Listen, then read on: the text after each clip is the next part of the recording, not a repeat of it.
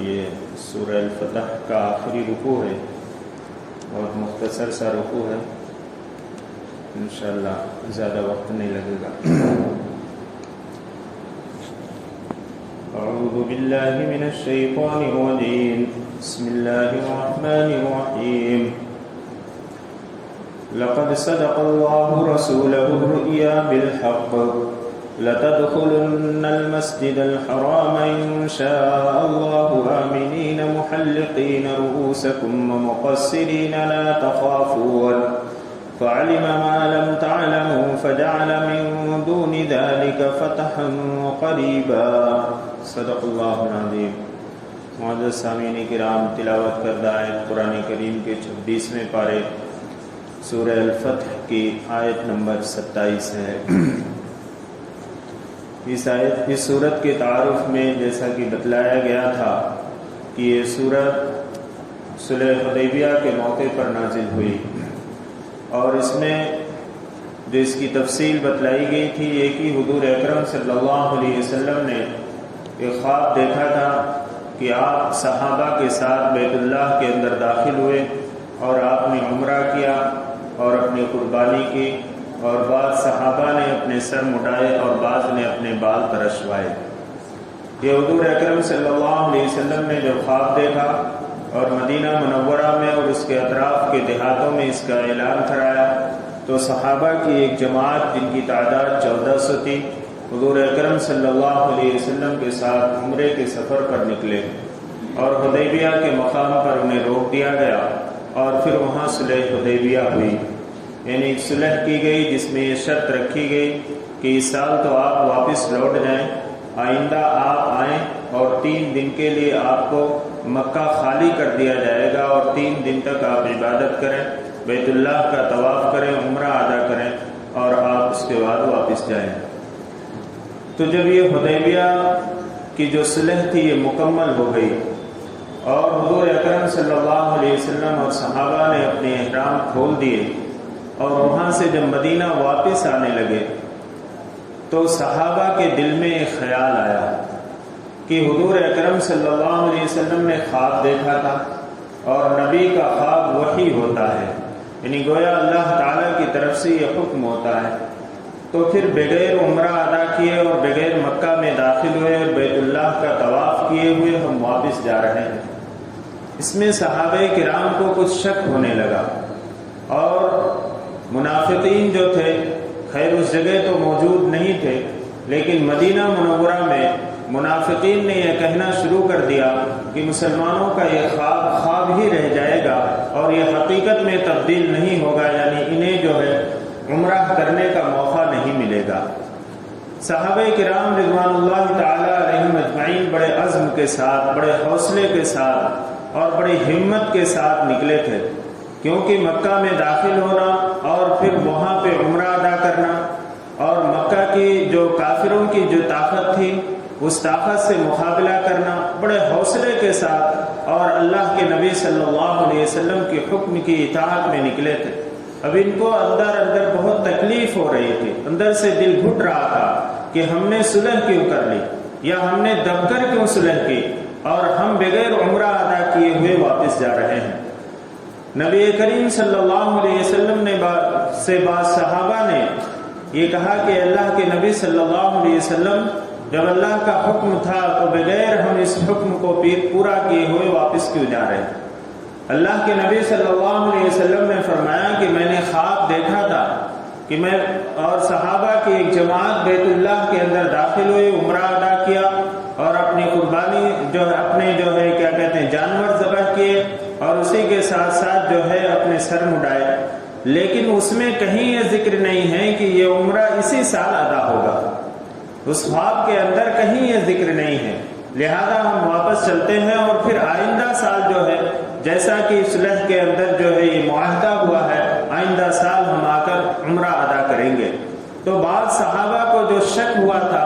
اللہ رب العزت نے اس آیت کے اندر اس شک کو دور فرمایا ہے، اور اللہ تعالیٰ نے فرمایا لقد صدق اللہ رسولہ الرؤیا بالحق، حقیقت یہ ہے کہ اللہ نے اپنے رسول کو سچا خواب دکھایا ہے، یہ خواب کوئی جھوٹا نہیں ہے، اس میں کسی شک اور شبہ کی گنجائش نہیں ہے۔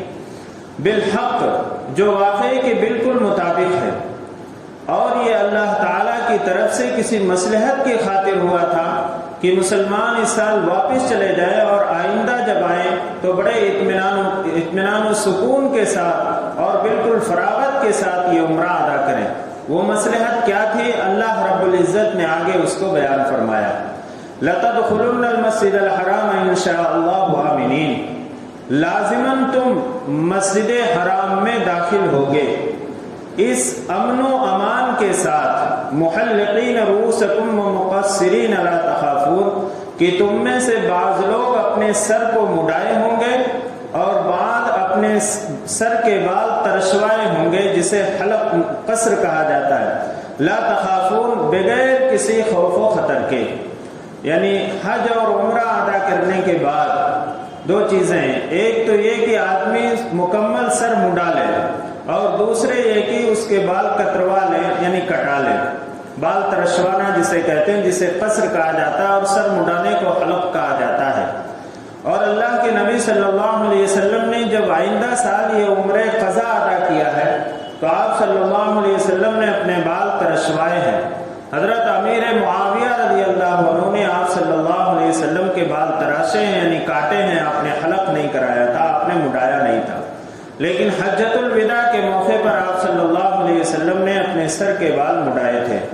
تو اللہ تعالیٰ فرماتے ہیں لازماً تم داخل ہوگے انشاءاللہ، یہ اللہ تعالیٰ انشاءاللہ فرماتے ہیں، جبکہ مشیت جو اللہ کی مرضی ہے، جو اللہ کا فیصلہ وہ اللہ کے علم میں ہے، لیکن اللہ رب العزت نے محمد رسول اللہ صلی اللہ علیہ وسلم اور ساری امت کو تعلیم دینے کے لیے فرمایا کہ جب آئندہ کسی کام کے کرنے کا ارادہ کرو تو انشاءاللہ کہہ لیا کرو کہ اگر اللہ نے چاہا، اللہ کی مشیت اور مرضی کے اوپر ہے۔ یعنی جب بھی ہم کوئی آئندہ کام کرنے کا ارادہ کریں تو اس کے ساتھ انشاءاللہ ضرور کہہ لیا کرے، یہ اللہ رب العزت نے اس آیت میں تعلیم دی ہے۔ چنانچہ ایسا ہی ہوا کہ آئندہ سال سن 7 ہجری میں، سن 6 ہجری میں صلح حدیبیہ ہوئی، اور سن 7 ہجری میں ذی القعدہ کے مہینے میں آپ صلی اللہ علیہ وسلم نے صحابہ کے ساتھ عمرہ ادا کیا، اور بڑے اطمینان و سکون کے ساتھ 3 دن کے لیے مکہ کے لوگوں نے پورا مکہ ہی خالی کر دیا تھا، پہاڑوں کی طرف نکل گئے تھے، اور بڑے اطمینان و سکون کے ساتھ حضور اکرم صلی اللہ علیہ وسلم اور صحابہ نے عمرہ ادا کیا، اور بعض صحابہ نے اپنے سر کو مڈائے اور بعض صحابہ اپنے بال کو ترشوائے۔ فعلم ما لم تعلموا، اللہ وہ جانتا ہے جو تم نہیں جانتے۔ اس آیت میں اللہ رب العزت نے بتلا دیا کہ اللہ کے علم میں جو بات ہے، اللہ جس مصلحت کو سمجھتا ہے بندہ اس مصلحت کو سمجھ نہیں سکتا۔ یہ اللہ رب العزت کی طرف سے جو فیصلے ہوتے ہیں، مومن کو اس بات پر بھروسہ رکھنا چاہیے کہ مومن کے حق میں جو فیصلہ ہوتا ہے اللہ کی طرف سے وہ بہتر فیصلہ ہوتا ہے، چاہے بظاہر دیکھنے میں وہ نقصان معلوم ہو رہا ہو، خسارہ معلوم ہو رہا ہو، لیکن جو فیصلہ ہوتا ہے مومن کے حق میں وہ بہتر ہوتا ہے۔ اللہ تعالیٰ فرماتے ہیں یعنی اللہ جو جانتا ہے وہ تم نہیں جانتے۔ اس میں مصلحت کیا تھی؟ فجعل من دون ذلك فتحا قریبا، اللہ تعالیٰ فرماتے ہیں تاکہ اس عمرے کے ادا کرنے سے پہلے اللہ تمہیں ایک فتح قریب عطا فرما دے۔ اور جیسا کہ پچھلی آیات میں آ چکا کہ اللہ رب العزت نے خیبر کی فتح عطا فرمائی تھی، وہ خیبر جو یہودیوں کی بستی تھی اور مدینہ منورہ سے شمال کی طرف 170 کلومیٹر پر وہ بستی واقع ہے، اور بہت بڑی بستی تھی یہودیوں کی، یہاں تک کہ مدینہ کے اطراف سے بھی یہودی نکل کر اس خیبر میں جا کر جو ہے وہاں آباد ہو گئے تھے، اور اللہ رب العزت نے اس فتح کو مقدر فرما دیا تھا۔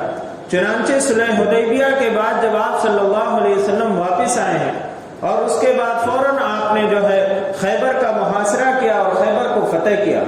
اور جیسا کہ میں نے بتلایا تھا کہ اس پچھلی آیات میں آ چکا کہ مسلمانوں کو بہت سارے مال غنیمت اور بہت ساری جائیداد اور زمینیں جو ہے وہ حاصل ہوئی مسلمانوں کو۔ تو مسلمان اس وقت جو خیبر فتح ہونے کے بعد مالی اعتبار سے اور اسباب اور وسائل کے اعتبار سے کافی مضبوط ہو چکے تھے۔ تو اللہ رب العزت نے جو یہ اللہ کی طرف سے یہ فیصلہ ہوا کہ آپ سن 6 ہجری میں صلح حدیبیہ کر کے واپس آ گئے، آپ نے عمرہ نہیں ادا کیا، سن 7 ہجری میں آپ نے عمرہ ادا کیا تاکہ یہ خیبر فتح ہو جانے کے بعد کوئی خطرہ بھی باقی نہ رہے اور مسلمانوں کی مالی حالت مضبوط ہو جائے، جس سے بڑے اطمینان و سکون کے ساتھ یہ عمرہ ادا کریں۔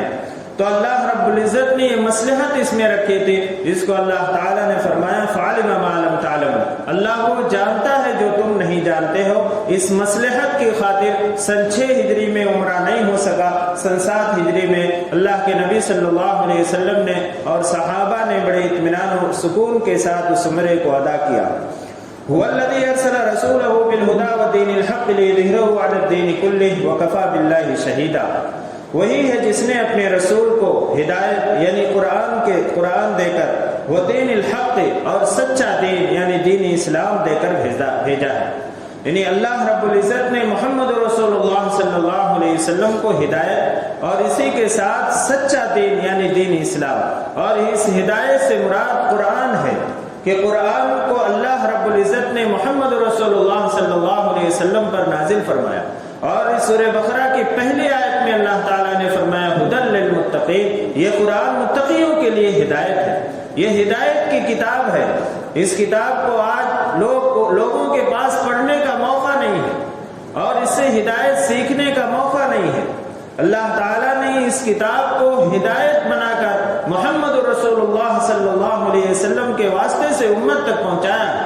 اللہ تعالیٰ فرماتے ہیں وہی ہے اللہ جس نے اپنے رسول کو ہدایت یعنی قرآن کے ساتھ قرآن دے کر بھیجا، وہ دین الحق اور سچا دین یعنی دین اسلام دے کر بھیجا، لیظہرہ علی الدین کلہ، تاکہ اس دین کو دوسرے ہر دین کے اوپر غالب کر دے۔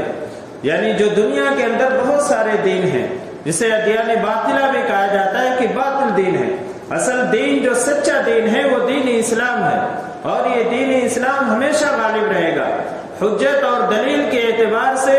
اس کا غالب رہنا دائمی اور ہمیشہ ہے،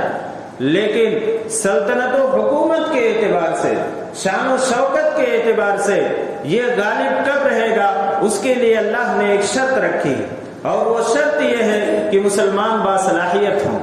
جب مسلمان باصلاحیت ہوں گے اور مسلمان اپنے دین کے اوپر قائم رہیں گے اور اپنے اسلام کے یعنی پوری زندگی کے اندر ان کے اسلام داخل ہو جائے گا، تو پھر یہ دین شان و شوکت کے ساتھ بھی اور سلطنت و حکومت کے ساتھ بھی یہ دین دنیا کے اندر غالب رہے گا۔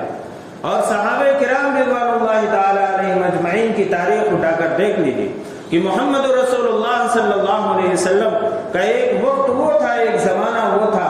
کہ صرف 3 لوگ مسلمان تھے حضور اکرم صلی اللہ علیہ وسلم کے علاوہ۔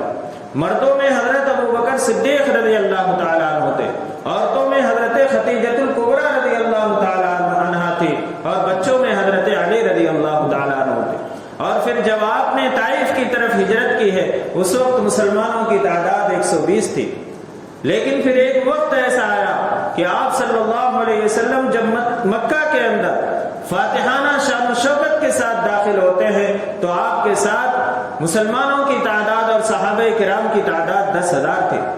اور پھر حجۃ الوداع کے موقع پر حضور اکرم صلی اللہ علیہ وسلم نے کے ساتھ جن صحابہ نے جو ہے حجۃ الوداع ادا کیا ان کی تعداد 1.25 لاکھ کے قریب تھی۔ اور پھر ایک وقت ایسا آیا کہ حضور اکرم صلی اللہ علیہ وسلم کے اس دنیا کے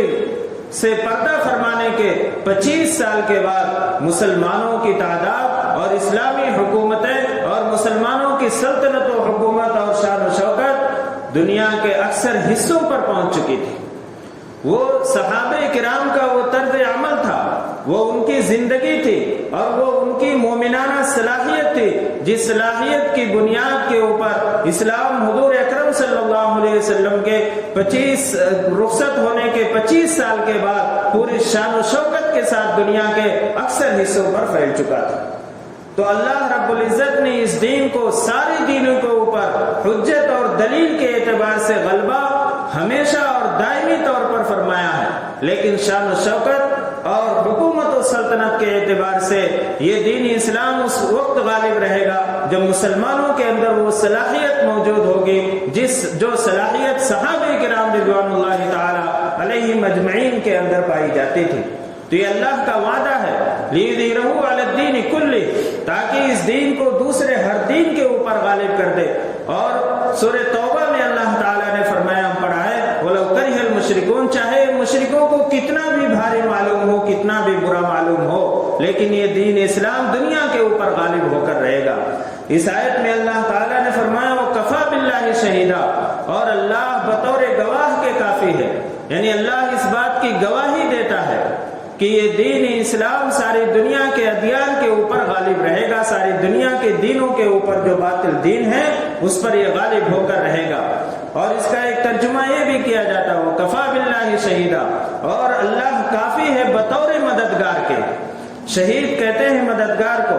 قرآن کریم کے پہلے پارے سورہ بقرہ میں اللہ تعالیٰ نے فرمایا ہے کہ جب کافروں نے قرآن کے اوپر اعتراض کیا تھا تو اللہ تعالیٰ نے فرمایا تھا کہ اگر تم اس قرآن کے اوپر اعتراض کرتے ہو، اس میں کسی شک، اس میں جو ہے تمہیں شک ہے، وَإِن كُنتُمْ فِي رَيْبٍ مِّمَّا نَزَّلْنَا عَلَىٰ عَبْدِنَا فَأْتُوا بِسُورَةٍ مِّن مِّثْلِهِ، تو تم اس جیسی ایک ہی صورت بنا کر لے آؤ، وَادْعُوا شُهَدَاءَكُم مِّن دُونِ اللَّهِ إِن كُنتُمْ صَادِقِينَ، تم اللہ کے علاوہ جسے چاہو اپنا مددگار بنا لو۔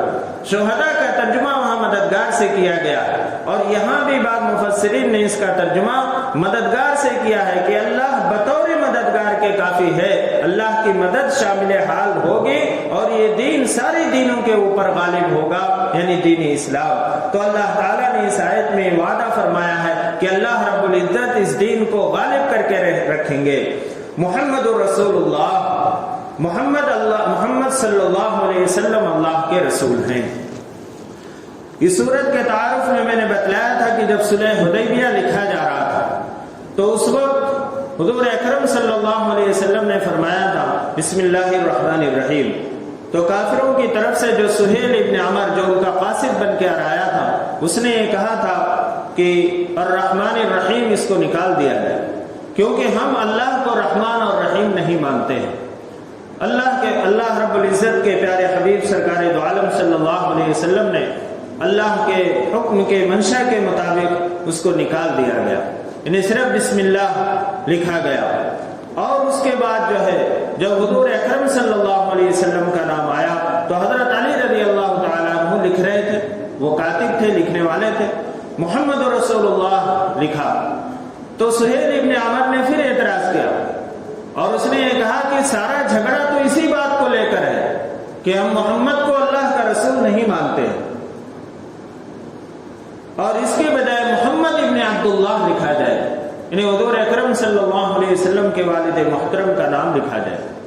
اللہ کے نبی صلی اللہ علیہ وسلم نے حضرت علی رضی اللہ عنہ سے فرمایا کہ رسول اللہ اسے مٹا دیجیے، لفظ رسول اللہ کو مٹا دیا جائے۔ حضرت علی رضی اللہ عنہ نے فرمایا کہ اللہ کے نبی صلی اللہ علیہ وسلم میں تو نہیں مٹا سکتا، کیا آپ اللہ کے رسول نہیں ہیں؟ آپ سچے نہیں ہیں؟ کیا ہم حق پر نہیں ہیں؟ اللہ کے نبی صلی اللہ علیہ وسلم نے فرمایا ہاں میں اللہ کا رسول ہوں، ہم حق پر ہیں۔ حضرت علی رضی اللہ عنہ نے فرمایا کہ میں اپنے ہاتھ سے تو نہیں مٹا سکتا۔ پھر اللہ کے نبی صلی اللہ علیہ وسلم نے لفظ رسول اللہ کو اپنے دست مبارک سے اس کو مٹایا اور محمد ابن عبداللہ لکھا گیا۔ اللہ رب العزت نے اس آیت میں محمد رسول اللہ فرمایا کہ محمد صلی اللہ علیہ وسلم اللہ کے رسول ہیں، یعنی کافروں کو اس آیت میں جواب دیا گیا کہ کفار مکہ محمد رسول اللہ صلی اللہ علیہ وسلم کو اللہ کا رسول مانے یا نہ مانے، اللہ رب العزت نے اس کتاب ہدایت کے اندر آپ کا نام ثبت کر دیا، لکھ دیا، اور رہتی دنیا تک قیامت تک اللہ رب العزت نے یہ لکھ دیا کہ محمد رسول اللہ صلی اللہ علیہ وسلم کا نام لیا جائے گا اور محمد اللہ کے رسول ہیں۔ یہ اللہ رب العزت نے اس آیت کے اندر ان کافروں کو جواب دیا محمد رسول اللہ کہ محمد صلی اللہ علیہ وسلم اللہ کے رسول ہیں، تم مانو یا نہ مانو، تم اس کو ماننے کے لیے تیار ہو یا نہ ہو، لیکن اللہ تعالیٰ نے اس قرآن کریم کے اندر لکھ دیا اور رہتی دنیا تک قیامت تک یہ اس بات کا ثبوت ہو گیا کہ محمد صلی اللہ علیہ وسلم اللہ کے رسول ہیں۔ تو اللہ تعالیٰ فرماتے ہیں محمد رسول اللہ، محمد صلی اللہ علیہ وسلم اللہ کے رسول ہیں۔ والذین معه اشداء علی الکفار رحماء بینہم، اور جو لوگ ان کے ساتھ ہیں یعنی محمد رسول اللہ صلی اللہ علیہ وسلم پر جو ایمان لائے ہیں، جو صحابہ کرام موجود ہیں، اشداء علی الکفار، وہ کافروں کے مقابلے میں تو بڑے سخت ہیں، رحماء بینہم، لیکن آپس میں بڑے رحم دل ہیں۔ یعنی اللہ تعالیٰ نے صحابہ کی یہ صفت بتلائی کہ کافروں کے مقابلے میں بڑے سخت ہیں، یعنی ایسا نہیں ہے کہ کافروں کے ساتھ کوئی رحم و کرم کا معاملہ نہیں کرتے، بلکہ مطلب یہ ہے کہ جب اللہ کا حکم آ جائے، جب اس کے رسول صلی اللہ علیہ وسلم کا حکم آ جائے تو پھر یہ اپنی کسی رشتہ داری، کسی ناطے باتے کو نہیں دیکھتے ہیں، یعنی یہ نہیں سوچتے اللہ کا حکم آ گیا کہ جہاد کرنا ہے، اب سامنے وہ لوگ بھی ہیں جو ان کے گھر کے لوگ ہیں، کوئی ان کا چچا ہے، کوئی ان کا بھتیجا ہے، کوئی اور رشتہ دار ہے، لیکن ہے کفر کی حالت میں زندگی گزار رہا ہے، تو اب اللہ کے حکم کے آگے، دین اسلام کے حکم کے آگے اور محمد رسول اللہ صلی اللہ علیہ وسلم کی اطاعت و فرما برداری میں اب یہ جو ہے اس پر عمل کریں گے۔ اب کافروں کو یہ سوچ کر کہ یہ تو ہمارے رشتہ دار ہیں، ان کے ساتھ مقابلہ کرنے کے لیے پیچھے نہیں ہٹیں گے۔ یعنی اس آیت میں یہ بتلایا گیا کہ اصل ان کے اوپر جو چیز غالب ہے وہ اللہ کا دین غالب ہے، کہ بس اللہ کے دین پر ہمیں عمل کرنا ہے، چاہے وہ ہمارا رشتہ دار کافر کتنا قریبی رشتہ دار ہی نہ ہو، لیکن ہم اس سے مقابلہ کریں گے، کیونکہ اللہ کا یہ حکم ہے اور اس کے رسول صلی اللہ علیہ وسلم کی اطاعت و فرما برداری کرنا ہے، اس لیے ہم اس پر عمل کر کے دکھائیں گے۔ اس آیت میں وہی بات فرمائی گئی اشداء علی الکفار کی، یہ کافروں کے مقابلے بڑے سخت ہیں، رحماء بینہم، آپس میں بڑے رحم دل ہیں۔ اور اس رحم دلی کا ثبوت اس وقت ظاہر ہوا جب مکہ سے ہجرت کر کے صحابہ کرام مدینہ پہنچے، تو مدینہ میں ان لوگوں نے ان مہاجرین صحابہ کو اپنا بھائی بنا لیا، اپنی جائیداد میں، اپنی ہر چیز میں ان کو برابر کا حصہ دیا، اور یہ کہا یہ مکان ہے، اس میں آدھا تمہارا ہے، آدھا میرا ہے، یہ کھیت ہے، یہ باغات ہیں، اس میں آدھے میں تم زراعت کرو، آدھے میں ہم زراعت کرو۔ یعنی اس طریقے سے محبت کا اور اس طریقے سے رحم دلی کا اظہار کیا، اس کو اللہ تعالیٰ نے فرمایا رحماء بینہم، کہ وہ آپس میں بڑے رحم دل ہیں۔ تراہم رکعا سجدا یبتغون فضلا من اللہ ورضوانا، تم انہیں دیکھو گے کہ وہ کبھی سجدے کی حالت میں ہیں، کبھی رکوع کی حالت میں ہیں تو کبھی سجدے کی حالت میں ہیں، یعنی ان کا اصل مشغلہ یہ ہے کہ بس نمازوں کے اندر مشغول رہتے ہیں، اس لیے کہ نماز افضل العبادت ہے، اور صحابہ کرام رضوان اللہ تعالی علیہم کبھی رکوع کی حالت میں، یعنی سجدے کی حالت میں، کبھی یعنی گویا نماز ادا کیا کرتے تھے۔ یبتغون فضلا من اللہ ورضوانا، اور اس کے ذریعے سے وہ اللہ کا فضل اور اس کی خوشنودی کے متلاشی تھے، تلاش میں لگے ہوئے تھے، یعنی ہر وقت اللہ کی عبادت کے اندر مشغول رہتے تھے۔ یہ صحابہ کی صفت بتلائی گئی کہ کبھی رکوع میں ہیں، کبھی سجدے میں ہیں، اور اس عبادت کا مقصد یہ تھا کہ اللہ کا فضل اور اس کی خوشنودی حاصل ہو۔ سیماہم فی وجوہہم من اثر السجود، ان کی علامتیں ان کے سجدوں کے نشان سے ان کے چہروں پر ظاہر تھی، یعنی ان کے رکوع اور سجدے کی جو علامت ہے اور ان کی عبادت کی جو علامت تھی وہ ان کے سجدے کے نشان جو ان کے چہروں پر ظاہر تھے۔ یعنی اس سے یہ بات بتلائی گئی کہ جو آدمی عبادت کے اندر مشغول رہتا ہے، جو عبادت کرتا ہے اور خاص طور سے نماز پڑھتا ہے، اور ابن ماجہ کی ایک روایت میں ہے کہ جو رات کی عبادت کرتا ہے، رات میں یعنی تہجد پڑھتا ہے، اللہ رب العزت دن کے اندر اس کے چہرے کو روشن فرما دیتا ہے۔ تو یہاں جو بات بتلائی گئی ہے نماز کی وجہ سے نمازیوں کا چہرہ روشن ہوتا ہے، ان کے چہرے پر ایک نور ہوتا ہے، اس سے مراد وہ سجدے کا وہ گٹھا نہیں ہے جو سجدے کرنے کی وجہ سے پیشانی پہ آ جاتا ہے، وہ نہیں۔ اللہ تعالیٰ نے فرمایا کہ ان کے جو ہے نشانیاں، ان کی علامتیں ان کے سجدے کے اثر سے ان کے چہروں پر ظاہر ہوں گے، یعنی چہرے نماز پڑھنے کی وجہ سے نورانی ہو جاتے ہیں۔ اللہ تعالیٰ نے صحابہ کی صفت اس میں بتلائی کہ وہ رکوع کرتے ہیں، سجدے کرتے ہیں، اللہ کا فضل اور اس سے خوشنودی چاہتے ہیں، اور ان کی اس عبادت کا اثر ان کے چہرے سے ظاہر ہوتا ہے۔ ذالک مثلہم فی التوراۃ، ان کے یہ اوصاف تورات میں بیان کیے گئے ہیں، یعنی تورات جو حضرت موسیٰ علیہ السلام کی پر جو کتاب نازل ہوئی تھی، یہ صفتیں اللہ تعالیٰ نے اس تورات کے اندر بتلا دی تھی کہ محمد رسول اللہ صلی اللہ علیہ وسلم کے ماننے والے جو صحابہ ہوں ہوں گے، ان کی نشانیاں اور علامت اور ان کی یہ پہچان ہوگی۔ وَمَثَلُهُمْ فِي الْإِنْجِيلِ، اور ان کی مثال دی گئی ہے انجیل کے اندر۔ انجیل وہ کتاب جو حضرت عیسیٰ علیہ السلام پر نازل ہوئی۔ كَزَرْعٍ أَخْرَجَ شَطْأَهُ فَآزَرَهُ فَاسْتَغْلَظَ فَاسْتَوَىٰ عَلَىٰ سُوقِهِ، کہ گویا ایک کھیتی ہے، اخرج شطأه، اس نے اپنی کوپل نکالی۔ جب زمین کے اندر بیج ڈالی جاتی ہے تو سوئی کی طرح ایک کوپل نکلتی ہے، جیسے سوئی باریک۔ فَآزَرَهُ، پھر وہ مضبوط ہوئی۔ فَاسْتَغْلَظَ،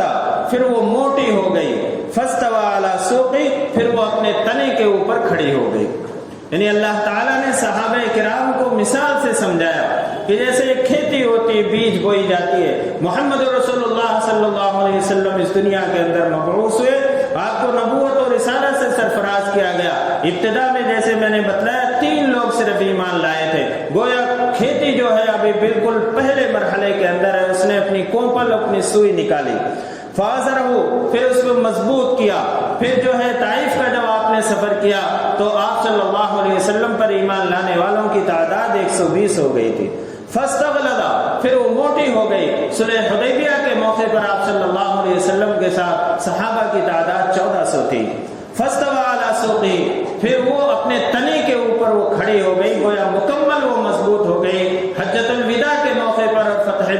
مکہ کے موقع پر صحابہ کی ایک بڑی تعداد آپ صلی اللہ علیہ وسلم کے ساتھ تھی۔ اللہ تعالیٰ نے اس آیت کی اور اس مثال کے ذریعے سے صحابہ اور دین اسلام کی جو ترقی ہے اور جو دھیرے دھیرے اسلام ترقی کیا ہے اس کی طرف اللہ تعالیٰ نے اشارہ فرمایا۔ یعجب الزراع، کاشتکار کو بہت بھلی معلوم ہوتی ہے جب کھیتی اس طرح سے دھیرے دھیرے جب وہ لہلہانے لگتی ہے اور جب اس پہ جو ہے پھل اور پھول آنے لگتے ہیں تو پھر اسے دیکھ کر جو ہے کاشتکار جو ہوتا ہے وہ بہت خوش ہوتا ہے۔ یعجب الزراع لیغیظ بہم الکفار، تاکہ اس کے ذریعے سے کافروں کو غصے کے اندر ڈالے۔ یعنی جب دیکھتے تھے کہ اسلام ترقی کر رہا ہے تو ان کا غیظ و غضب بھڑکتا تھا اور یہ غصے کے اندر مبتلا ہوتے تھے۔ وعد اللہ الذین آمنوا وعملوا الصالحات منہم مغفرۃ واجرا عظیما، اللہ نے ایمان والوں اور عمل صالح کرنے والوں کے ساتھ یہ وعدہ کر رکھا ہے کہ انہیں مغفرت دے گا، واجرا عظیما، اور بہت بڑے اجر سے نوازے گا۔ یعنی اللہ تعالیٰ نے آخر میں یہ فرمایا کہ جو ایمان لائیں گے اور عمل صالح کریں گے، اور یہ بات قرآن میں مختلف جگہوں پر آئی ہے کہ ایمان کے ساتھ عمل صالح کا تذکرہ ہے، یعنی ایمان اور اس کے ساتھ اچھے عمل بھی ہونا چاہیے۔ یہ دونوں چیزیں جب مل کر وجود میں آئیں گے تو اللہ تعالیٰ اس کے ساتھ بخشش اور مغفرت کا معاملہ فرمائیں گے اور اسے اجر عظیم سے نوازیں گے۔ تو اس آیت پہ یہ صورت مکمل ہو گئی۔ ان آیات میں جو 3 آیتیں آپ کے سامنے آئی ہیں اور یہ سورہ الفتح کا آخری رکوع ہے، اس میں صحابہ کی جو صفتیں بیان فرمائی گئی ہیں کہ وہ جو ہے آپس میں بڑے رحم دل ہوتے ہیں، اور آپ ان کو دیکھیں گے کہ رکوع میں ہیں، سجدے میں ہیں، اور اللہ کا فضل اور اس کی خوشنودی حاصل کرنے کے متلاشی ہیں۔ یہ صفتیں ہمارے اندر پائی جانی چاہیے۔ یہ ہمارے لیے صحابہ کرام کی زندگی ایک معیار ہے اور ایک آئیڈیل ہے، ایک نمونہ ہے، کیونکہ انہوں نے ڈائریکٹ محمد رسول اللہ صلی اللہ علیہ وسلم سے سیکھا ہے، اور صحابہ کے اوپر لعن و طعن اور صحابہ کو برا بھلا کہنا یہ ہمارے لیے زیبا نہیں دیتا، بلکہ ہمارا ایمان بھی خطرے میں ہے۔ آج بعض چیزوں کو لے کر صحابہ پہ لعن و طعن کی جاتی ہے، انہیں برا بھلا کہا جاتا ہے۔ اللہ کے نبی صلی اللہ علیہ وسلم نے فرمایا، جس نے میرے صحابہ سے بغض رکھا اس نے مجھ سے بغض رکھا، اور جس نے مجھ سے بغض رکھا اس نے اللہ سے بغض رکھا۔ اور اللہ کے نبی صلی اللہ علیہ وسلم نے فرمایا، جس نے میرے صحابہ کو تکلیف دی اس نے مجھے تکلیف دی، اور جس نے مجھے تکلیف دی اس نے اللہ کو تکلیف دی۔ تو اس لیے صحابہ کے بارے میں ہمارا یہ عقیدہ رہنا چاہیے کہ صحابہ وہ اللہ کے برگزیدہ بندے تھے جنہیں اللہ رب العزت نے دنیا کے اندر رضی اللہ عنہم ورضوا عنہ کا خطاب دیا کہ اللہ ان سے راضی ہو گیا، وہ اللہ سے راضی ہو گئے۔ اور اللہ رب العزت نے اس صورت کے اندر خاص طور سے وہ لفظ فرمایا، لقد رضی اللہ عنہم عن المؤمنین اذ یبایعونک تحت الشجرۃ۔ تو صحابہ کے ساتھ ہمارا معاملہ یہ ہونا چاہیے کہ ہم صحابہ سے محبت رکھیں، ہم صحابہ سے عقیدت رکھیں، ہم صحابہ کے بارے میں کسی بد عقیدے کا معاملہ نہ کریں، اور ہم صحابہ کے بارے میں کبھی لعن طعن اور طعن و تشنیع اور ان کو برا بھلا نہ کہیں، اور نہ ہمارا ایمان بھی خطرے میں ہو سکتا ہے۔ اللہ رب العزت سے دعا ہے اللہ تعالی ہم سب کو حضور اکرم صلی اللہ علیہ وسلم اور آپ کے صحابہ سے محبت کرنے والا بنائے۔ آمین وآخر دعوانا الحمدللہ رب العالمین۔ الحمد للہ رب العالمین والصلاة والسلام علی سید الانبیاء والمرسلین محمد وعلی آلہ واصحابہ اجمعین۔ ربنا آتنا فی الدنیا حسنۃ وفی الآخرۃ حسنۃ وقنا عذاب النار وقنا عذاب القبر وقنا عذاب الحشر وقنا من فتنة المسیح الدجال وقنا من فتنة المحیا والممات یا حی یا قیوم یا ودود یا ذو العرش المجید یا فعال لما یرید۔ یا ارحم الراحمین ہمارے خطاؤں کو معاف فرما دیجیے۔ یا ارحم الراحمین ہم گنہگار خطاوار قصوروار بندے ہیں۔ یا ارحم الراحمین آپ بڑی بڑی خطاؤں کو معاف فرمانے والے ہیں۔ یا ارحم الراحمین ہم سب کی خطاؤں کو لغزشوں کو درگزر فرما دیجیے۔ یا ارحم الراحمین جو بیمار ہیں انہیں شفائے کاملہ عاجلہ دائمہ مستمرہ عطا فرمائیے۔ جو پریشان حال ہیں ان کی پریشانیوں کو دور فرما دیجیے۔ جو ضرورت مند ہیں ان کی جائز ضرورتوں کی تکمیل فرما دیجیے۔ یا ارحم الراحمین ہم سب پر رحم کا، کرم کا، عافیت کا، سلامتی کا، درگزر کا معاملہ فرمائیے۔ یا ارحم الراحمین ہم سب کو حلال پاکیزہ روزی عطا فرمائیے۔ یا ارحم الراحمین ہم سب کی روزی میں خوب خوب برکت عطا فرمائیے۔ یا ارحم الراحمین حرام کمائی سے، حرام آمدنی سے تا حیات ہم سب کی حفاظت فرما لیجیے۔ یا ارحم الراحمین ہمارے عزیز و قارب، ہمارے رشتہ دار یا ہم حاضرین میں سے جن کے بھی والدین اس دنیا سے رخصت ہو گئے، یا ارحم الراحمین ان سب کی مغفرت فرما دیجیے۔ انہیں کروٹ کروٹ جنت نصیب فرمائیے، جنت الفردوس میں اعلیٰ مقام عطا فرمائیے۔ یا ارحم الراحمین حضور اکرم صلی اللہ علیہ وسلم کی سچی محبت و اطاعت ہمارے دلوں کے اندر پیدا فرما دیجیے۔ آپ صلی اللہ علیہ وسلم کی سنتوں سے محبت اور عشق پیدا فرما دیجیے۔ آپ صلی اللہ علیہ وسلم کی سنتوں پر عمل کرنا آسان فرما دیجیے۔ یا ارحم الراحمین حضور اکرم صلی اللہ علیہ وسلم نے جن جن خیر کا سوال کیا ہم سب کو اس میں حصہ عطا فرمائیے، اور جن جن شر سے پناہ مانگی ہم سب کی اس سے حفاظت فرما لیجیے۔ یا ارحم الراحمین حضور اکرم صلی اللہ علیہ وسلم کے صدقہ طفیل ہماری دعاؤں کو قبول منظور فرما لیجیے۔ ربنا تقبل منا انک انت السمیع العلیم وتب علینا انک انت التواب الرحیم برحمتک یا